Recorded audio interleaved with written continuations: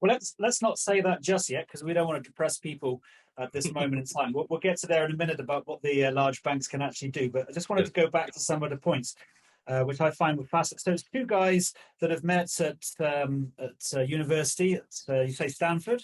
At Harvard, At yeah, Harvard, sorry. yeah, Okay, they've managed to go and get funding for MIT there. So they've obviously got no banking experience. no. So, In so fact, when you go and look at the people that are coming in, did you have people coming in with banking experience? Because yeah. banking is complicated, and you need to have experts with 20 years of history and experience to do these type of things. So yes and no. I think one of the strengths of these fintechs and these neobanks is that in most cases they're not being founded by bankers. So there's no legacy, there's no history, there's no preconceived ideas. They really are just worried about the customer outcomes and trying to solve customer pain points. But you're absolutely right. You do need you do need bankers. You do need people who understand payments. You do need people who understand compliance and the regulatory issues, and you do need people who understand risk. And so, our first layer of hires were all really techies, strong software engineering core, strong design core, because design is at the heart of what these banks do really well. And then the second phase was hiring strong finance, strong risk, strong compliance, and building out some bankers around the visionaries that sit in the center.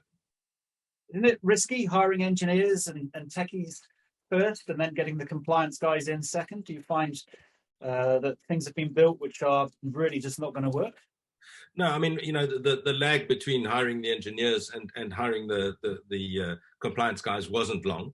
But I think the reality is the concept, in its infancy was fairly clear. We wanted to build an envelope system that was based on what our grandparents used to do. They used to take a bit of money and put one envelope for the groceries, one for the school fees, one for the rainy day fund. And Steve's whole concept was, let's take that envelope system and automate it using AI and technology. So that was the build initially. The second phase was, how do we make this regulatory compliant? How do we make sure that the right fraud checks, the right KYC mechanisms are in place? And the beauty about the world we live in today is you don't have to build it all yourself.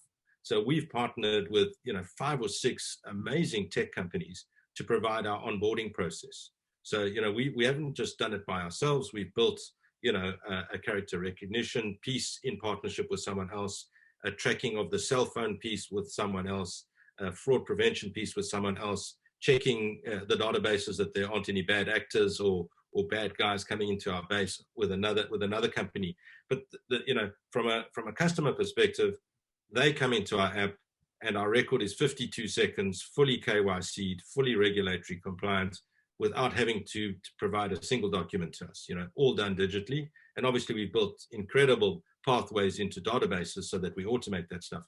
So, that's all done, and it's only possible in this new age because there's so many people focusing on pieces of this fintech puzzle that you can, pull together through your app and really make something quite special from a customer perspective.